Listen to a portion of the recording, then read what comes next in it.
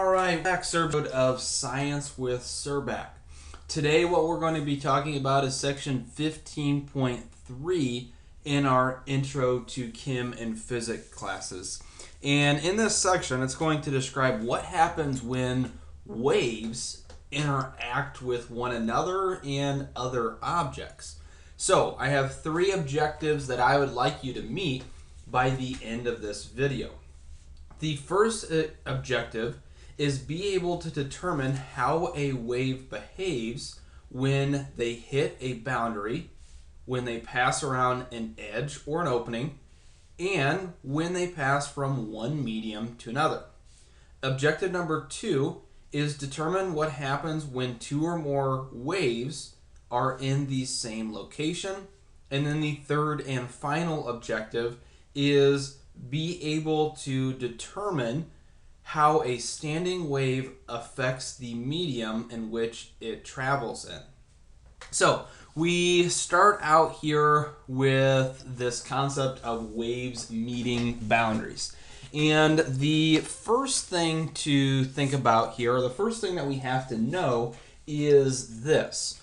We have to know, well, what happens with waves when they move and they don't meet boundaries. So our first point here is when waves, or the first concept we'll talk about is when waves move through a continuous medium.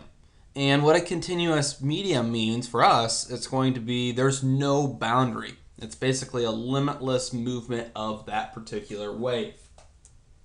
So there's three options that can occur when a wave moves through a continuous medium, which means there's no boundary. Number one, they can move in a straight line, similar to waves on an ocean. The other option that can occur is they can spread out in circles, like ripples on a pond when you drop a rock in a pond. And then that third option is they can spread out in spheres, like sound waves in air. Now, again, these are our three options that can occur if there is no boundary. So if we introduce a boundary, something that limits or obstructs that movement of a wave, we can have the wave either bounce or bend in one or two ways. So the first way that the wave can be adjusted or bounce or bend when it meets a boundary is when a wave is going to pass the edge of an object or through an opening. Or the other option is when a wave is going to pass from one medium to another at an angle. So again, this is those boundaries. They can either pass through an edge or an opening, or they can move from one medium to another. So these are the particular types of boundaries. So when a wave meets one of these boundaries that we just talked about in this passage here, there are three possibilities that can occur. Number one, the waves can reflect. Number two, the waves can diffract. Or the third possibility, waves can refract. So again, these three possibilities occur because one of these scenarios happen where a boundary is met by a wave. So over the next few pages, I want to walk you through what happens when a wave meets a boundary and reflects, it meets a boundary and diffracts, and what happens when a wave meets a boundary and has that refraction occur. So we start out here with reflection. Now, reflection is defined as the bending, reflection is defined as the bouncing back of a ray of light, sound, or heat when the ray hits a surface that it does not go through. So the best way to show what reflection is through a couple of examples. So our first example that we are going to discuss here, our first example of reflection, is when we have a mirror image. And this could be as simple as a mirror in the bathroom, or you could have a really calm pond that gives that reflection. So my specific example here is reflection of light creates a mirror image of an object, and this is like the reflection caused by a lake. And it's a really, really cool image. If you just Google mountain lake reflection, there'll be pictures that pop up that show this big mountain and this lake that's almost perfectly reflecting that image from the light off of the lake surface, and it's creating one of those perfect mirror image. The other example, the second example that I have, is a little bit more abstract here, but when water waves reflect off the side of an object. And this is similar to a water wave striking a boat and moving in an opposite direction. So our other type of option that occurs when a wave meets a boundary is going to be diffraction.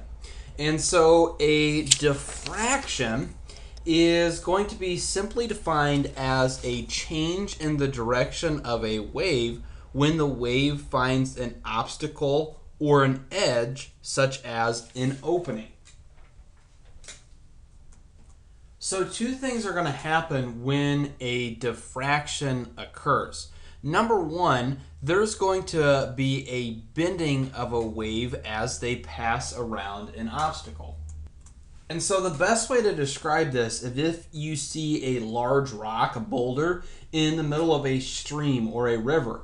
What happens is you start to see those really fast rapids, and what's occurring is the flow of the water is bending outward and around so that it can pass that particular object. Now, after it passes, the waves bend back together, and it's usually pretty smooth a few meters or a couple feet past that particular boulder. The other thing that happens here as a wave gets diffracted is the edge of the object spreads out as if a new wave was created. So again, the rock in the middle of the river, as the wave approaches, it's going to go around the wave, so it's going to bend around it, and then it's going to come back together and produce this new wave once it passes that particular object. Now, the diffraction or the amount of diffraction depends on two things. Number one, it is going to depend on the wavelength. And number two, that amount of diffraction is going to depend on the size of the barrier or opening. So again, think of the river example. The bigger the rock is, the more the bending, the larger the bend is going to occur, and the larger impact on this quote-unquote new wave is going to happen here. So our example here, I've said it throughout, but I want to formally write this down. Our example of this particular process occurring is going to be a rock in the water with waves.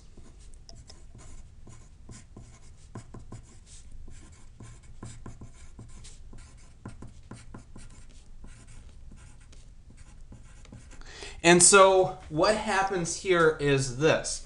Number one, the waves are going to travel in a straight line until they reach this particular rock. And so once that wave hits or reaches that rock, what happens is the waves near the edge are going to bend and spread out, or we call that diffracting, and they're going to diffract into the space behind the rock. So again, what happens here is after the wave passes, you kind of have this lull in that wave. It looks like a calm area behind the rock or object. And then the waves will start to come back together as it passes around that object. And the best way to see this is actually looking at a river and seeing a large object in the middle of that river and seeing how the water diffracts around that particular object. Now there are other item that occurs when a wave hits a particular obstacle is it can go through this process of refraction. Now, refraction is just defined as the bending of a wavefront as the wavefront passes between two substances in which the speed of the wave differs. So what's happening with the refraction is that when a wave travels through a new medium, the wave is going to slightly bend because of the change in wave speed. So what we have here, the best way to see refraction in action is through a real simple example here. But our example that we are going to do, and we're actually going to see this on video here, is we're going to put a spoon into a glass of water. And a spoon, when you put it in a glass of water, it's going to have this broken appearance. So again, our example here is the spoon's quote unquote broken appearance as it is placed in a glass or a jar of water.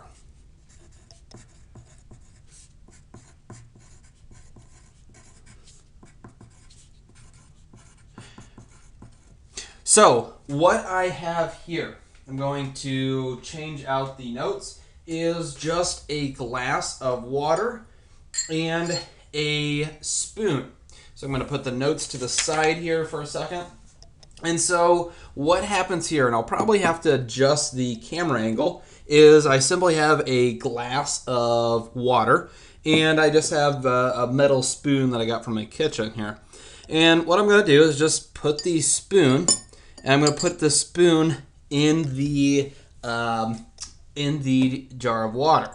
Now, I'm going to pause the video and get to a point that's eye level with that particular glass of water. So let me pause that. Let me get the camera in position to make this happen. All right, so this shows it perfectly here. I have the spoon almost standing up straight up and down, and check this out. I have the camera eye level with the water line, and the spoon is going in, and it appears that it is going in where my finger is placed. But now we get this broken appearance, and that broken appearance occurs because the light is traveling through the air in my room here, and it's hitting the glass, and it's changing speeds. It's getting significantly faster as it goes from air to liquid.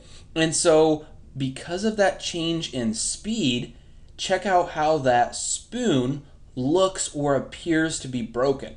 And again, I'm not doing anything. I just had a glass of water and I had a spoon. And you can do this at home. So I'm going to pause the video and get back to notes and write down a few things from this example. So a couple of points about the example that we just went over. One, the bending of light waves makes it appear as if the spoon is split into two different pieces.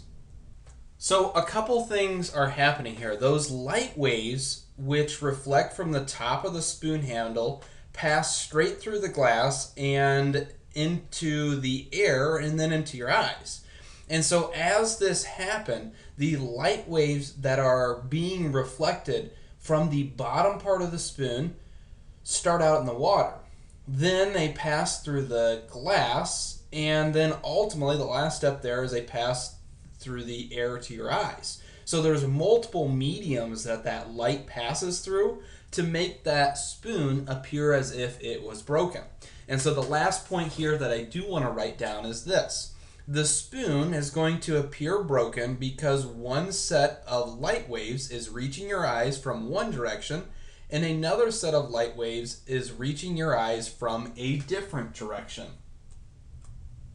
So again, because we have light sources coming from different directions into our eyes, that spoon in that glass of water is going to appear broken.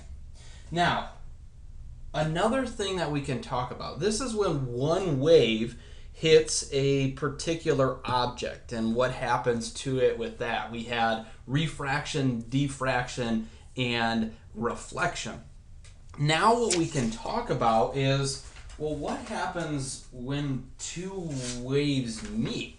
Well, what we call that, when two waves are going to meet, we call this process interference. And so formally, this interference is defined as the combination of two or more waves that result in a single wave. So what happens here when waves meet is they are going to combine together in the same location to produce a single new wave that is different from the original wave. So specifically, how multiple waves, again plural here, how they can be in the same location is they're going to occupy the same space, the same location, by combining into a single wave. So the best way to think of this concept of interference is when two water waves are going to meet. And so what happens here, the best way you can think about this is if you take two small pebbles or rocks and you drop them simultaneously into that water. Now, when a rock is going to hit that water, it's going to create those ripples that go outward. And so if you have two rocks, eventually those ripples from each of those waves are going to meet. And so the first thing that happens is this. As the waves move toward each other, they begin to combine together to form one wave.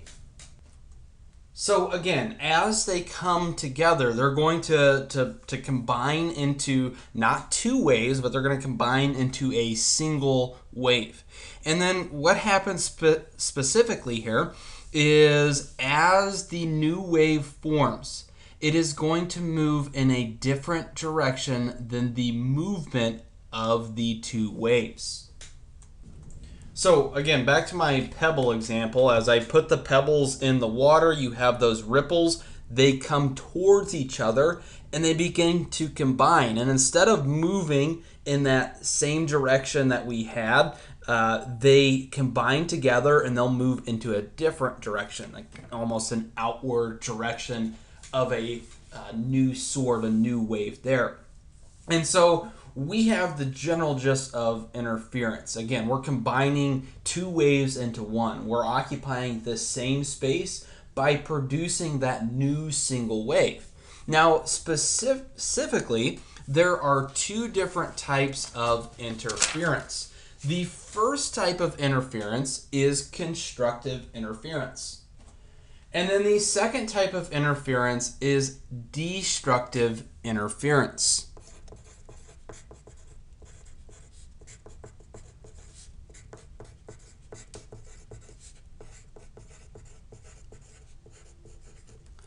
Now, we can talk about each of these types of interference independently. And so that's what we're going to do next. So we're first going to look at constructive interference, and constructive interference is defined as the superposition of two or more waves that produces an intensity equal to the sum of the intensities of the individual waves. So simply put, constructive interference is when our wave crest overlaps and reinforce each other. So the best way to show you constructive interference is by drawing a couple of pictures. So we are going to have a wave number one that I just drew, And then wave number 2 is going to be over here just to the right. Now, our wave number 1, it is going to be moving from left to right, and wave number 2 over here on the right is going to be moving from right to left. Now, this particular wave moving left to right is going to have an amplitude equal to 4 centimeters, okay? And let's say that this wave moving from right to left is going to have an amplitude of, let's say this is 3 centimeters.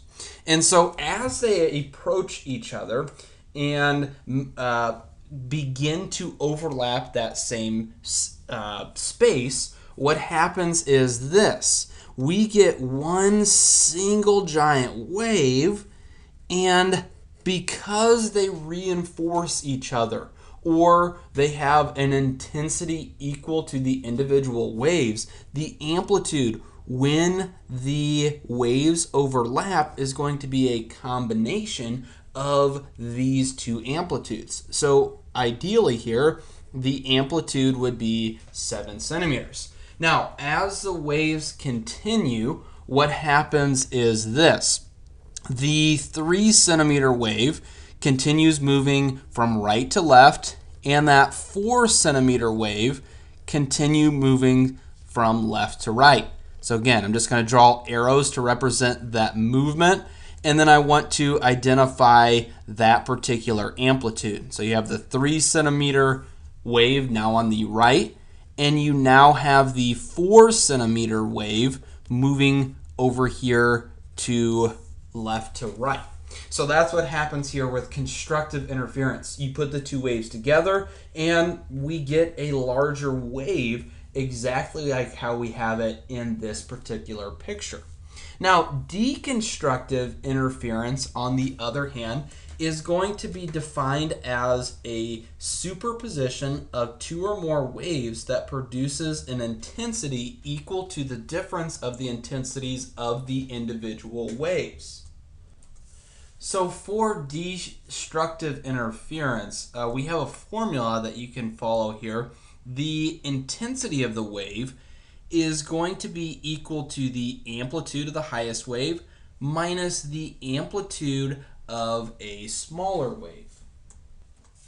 And so again, the intensity, the height of your destructive interfering wave is going to be the amplitude of highest wave minus the amplitude of the smaller wave. Now, simply put, destructive interference is going to occur when the crest of one wave meets the trough of another wave.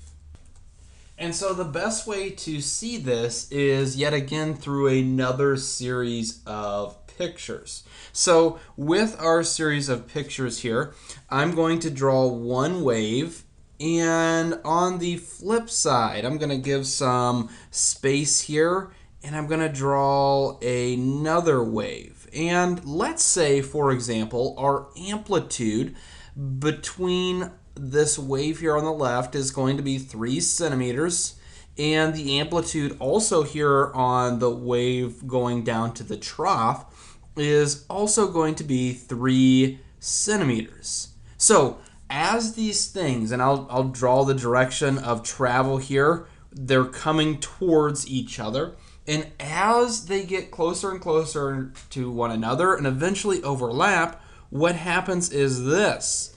The wave, when these things meet, are going to cancel out because they're the same height.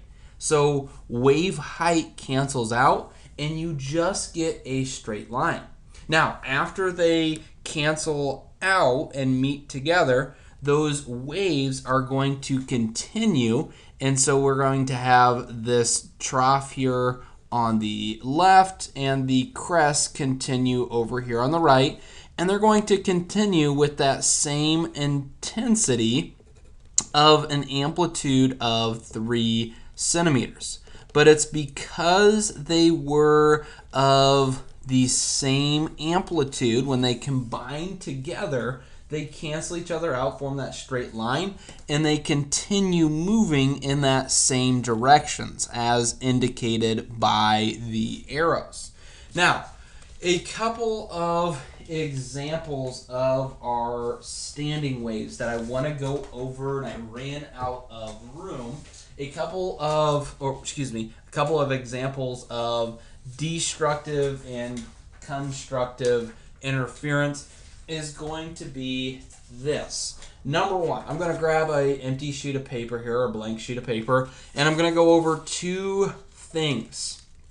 And so you can use the back sheet of the paper, or you can grab another sheet of paper.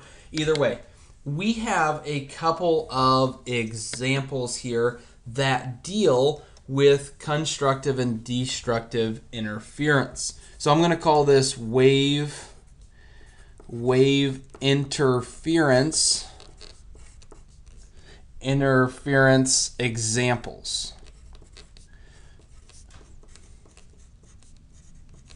And so our first example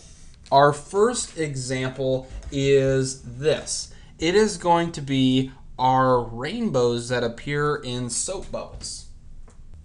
So with these rainbows and soap bubbles, or in bubbles in general, if you look closely and you're outside and those bubbles, the light is going to strike that bubble, and we're going to get two types of interference. One, we're going to get constructive interference, and two, we're going to get destructive interference. Both of those types of interference are going to produce different colors.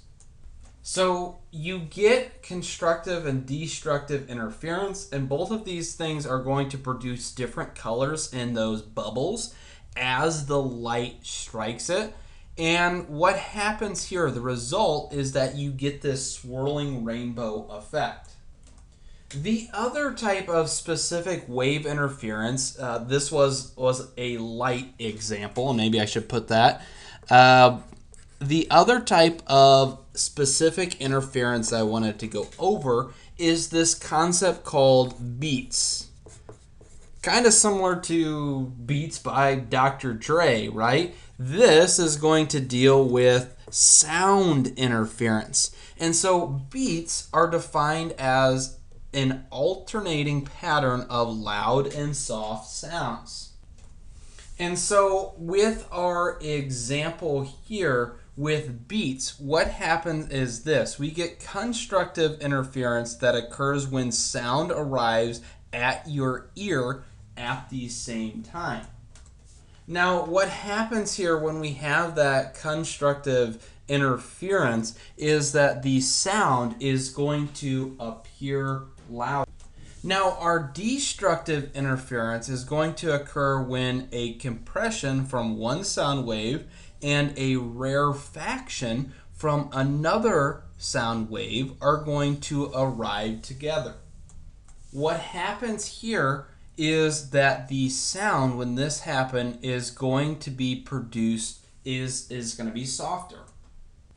So this concept of beats, what it's used for is tuning purposes in the musical world. You're trying to match up those particular beats in music so you can be in tune.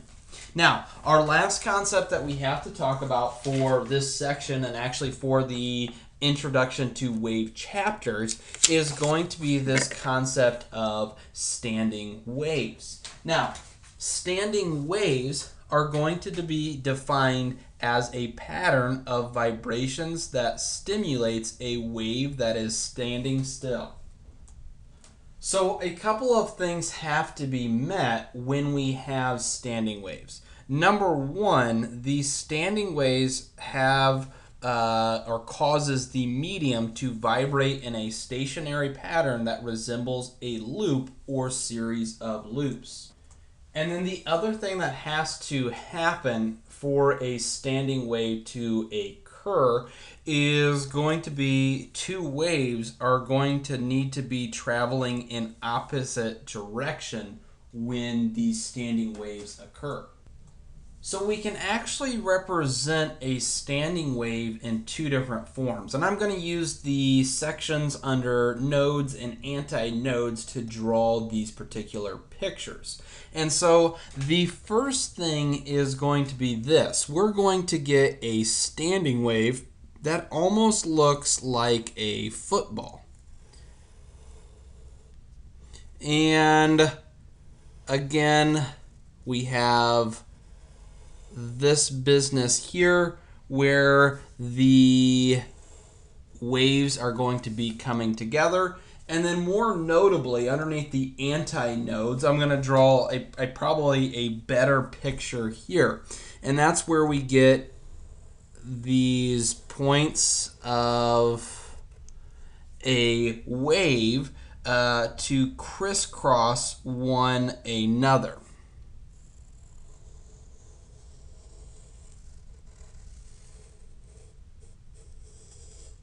And so what happens here is this. We get these concept of nodes and antinodes to be discussed here. So nodes are points that have no vibrations that separate each loop in a standing wave. And so simply put here, our nodes are points of destructive interference. And so on our two pictures, we can represent nodes. I'm going to represent them with these purple dots or purple portions here. These things are the nodes of this particular wave here. And then our nodes down below here in this other picture, again, are going to be these points where these two waves are going to meet. So all of these purple dots that I drew here are going to be the nodes. Each one of these things is a node. And I'm going to draw a couple pictures. Again, where these two waves meet are going to be those nodes. Now, on the flip side, what we have is an antinode. And these are points of maximum vibrations that are midway between nodes. And the antinodes are parts of constructive interference. Again, they are points of constructive interference here. So I'll have this teal color here represent our antinodes. So on the picture up top here, these antinodes are going to be these maximum points of vibrations. So what I've drawn here in this teal color is going to be an antinode. And so over here on this bottom picture, our antinodes would be the peak portions of this particular waves that come together. So each of these green portions here that I've drawn in, or the teal, whatever color you want to see that as, these are the antinodes. And so the antinodes are going to be on top and bottom here. They're that maximum vibration, so furthest separation that we have, and they do produce that constructive interference. All right, so this concludes section 3 of chapter 15 that outlines the basic concept of waves, and it also concludes the final portion of chapter 15 in and of itself. So I hope you have enjoyed this section. I hope you got something, learned something out of it, and ultimately learned something out of the chapter on the basics of waves. As always, I hope you have enjoyed this, and if you have, don't forget to subscribe.